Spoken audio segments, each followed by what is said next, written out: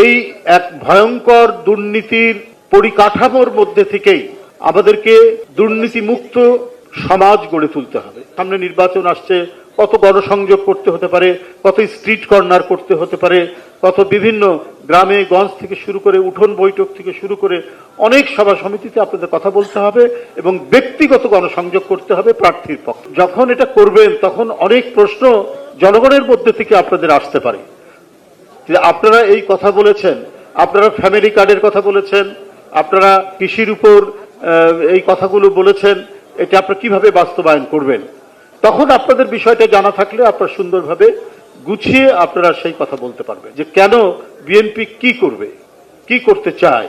এই এক ভয়ঙ্কর দুর্নীতির পরিকাঠামোর মধ্যে থেকেই আমাদেরকে দুর্নীতি মুক্ত সমাজ গড়ে তুলতে হবে।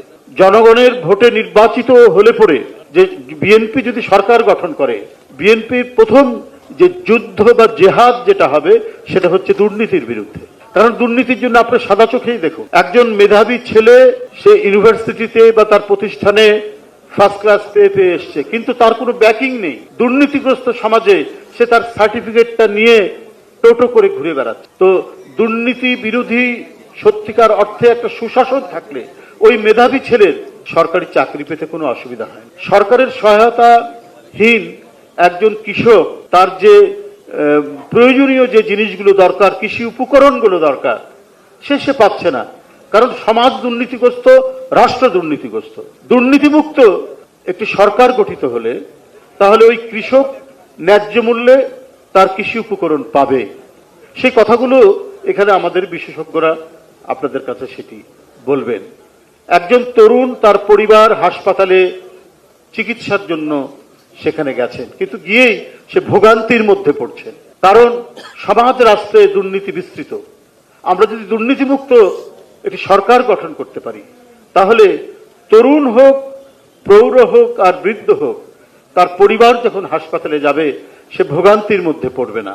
কারণ রাষ্ট্র দায়িত্ব হচ্ছে একজন ভুক্তভোগীকে তার সর্বোচ্চ সেবা প্রদান করা, হাসপাতাল সে সেবা প্রদান করবে।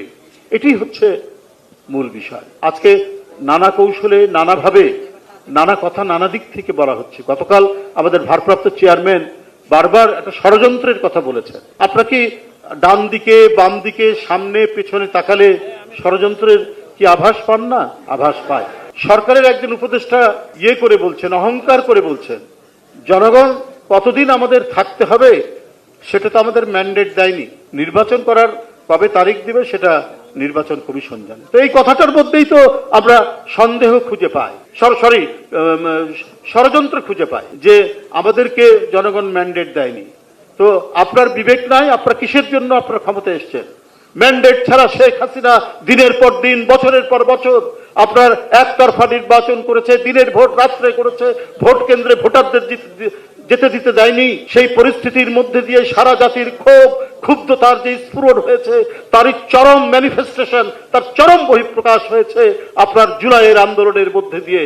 5ই আগস্ট শেখ হাসিনাকে বিদায় হয়ে যেতে হয়েছে, বাংলাদেশের মানুষের রুদ্র রোষের মধ্যে তাকে বিদায় নিতে হয়েছে। তারই ফলশ্রুতিতে আজকে ডক্টর ইউনূস সাহেবের সরকার, তার একজন উপদেষ্টা হিসেবে আপনি গর্ব করে, অহংকার করে বলছেন যে আমাদের তো ম্যান্ডেট পাইনি, কতদিন থাকতে হবে না থাকতে হবে এটা নির্বাচন কমিশনের দরকার। আপনার বিবেক কি বলে যে কতদিন থাকতে হবে? আপনি কোন ম্যান্ডেটের উপরে আজকে আপনি উপদেষ্টা হয়েছেন? কোন ম্যান্ডেটের উপরে আজকে আপনার সরকার গঠন করেছেন? এদেশের জনগণ এবং জনগণের পক্ষে, গণতন্ত্রের পক্ষে যে সমস্ত রাজনৈতিক দল মনে করেছে ডক্টর ইউনূস সাহেবের নেতৃত্বাধীন সরকার তারা গণতন্ত্রকে আরো শক্তিশালী করবে, অবাধ সুষ্ঠু নির্বাচনকে নিশ্চিত করবে, এই সমস্ত প্রত্যয়গুলি সামনে রেখেই সমস্ত গণতান্ত্রিক দলগুলো আপনাদেরকে সমর্থন করেছে। কিন্তু আপনার ভেতরে যদি থাকে ভিন্ন কিছু নকশা, ভিন্ন কিছু ডিজাইন, তাহলে তো জনগণ ছেড়ে দেবে না। কারণ আপনারা আহনাফ, আপনারা ওয়াসিম আকরাম, আপনারা আবু সাইদ, যারা নিজের শার্টের বোতাম খুলে তপ্ত বুলেটকে রিসিভ করতে, বরণ করতে যারা দ্বিধা করেনি, সেই রক্তের উপর দাঁড়িয়ে আপনি আপনার অনির্বাচিত সরকার কতদিন থাকবে না থাকবে সেটা আপনারা মনে করছেন যে যতদিন ইচ্ছা ততদিন থাকবো, এই ধরনের অহংকারমূলক কথা বলে আপনারা আন্দোলনের সাথে, শহীদদের সাথে, তাদের রক্তের সাথে, গণতন্ত্রের বিরুদ্ধে আপনারা কথা বলেছেন।